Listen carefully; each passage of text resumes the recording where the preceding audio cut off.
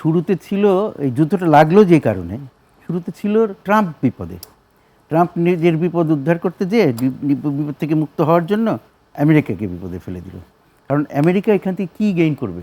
কালকেও একটা জায়গায় আলোচনা করেছিলাম, সেখানে একজন আলোচক কথা বলছিলেন, আমার কাছে কথাটা খুব প্রণিধানযোগ্য মনে হয়েছে, যে এই ইয়ের থেকে এই যে আক্রমণটা করলো, এতে লাভবান হচ্ছে ইসরায়েল।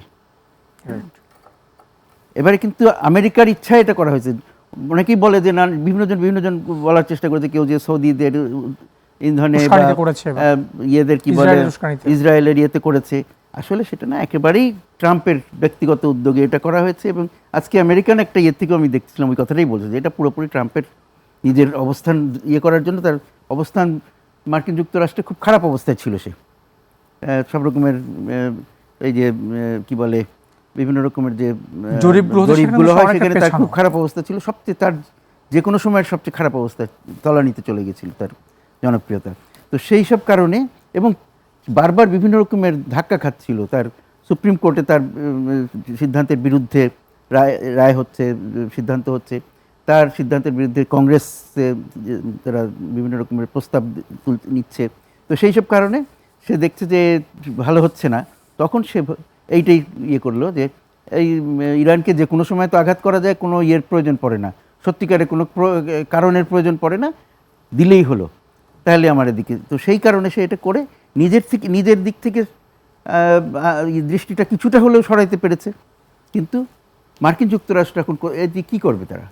তাদের জন্য বরং এই যুদ্ধের ফলে কি মার্কিন যুক্তরাষ্ট্রের লোকও ক্ষতিগ্রস্ত হবে, সারা পৃথিবীর লোক তো ক্ষতিগ্রস্ত হচ্ছেই।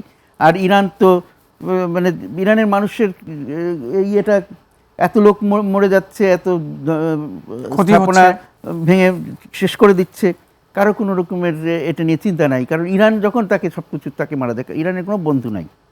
কিন্তু একটা জিনিস আছে ইরানের, সেটা হলো তার পুরনো ইতিহাস আছে, ঐতিহ্য আছে, এবং তার ঘুরে দাঁড়ানোর শক্তি আছে। সে একেবারে ধুলার সাথে মিশিয়ে ফেললেও সে আবার ঘুরে দাঁড়াতে পারে। ফিনিক্স যে আমরা একটা ইয়ে শুনি, তো সেই ফিনিক্সের মতন।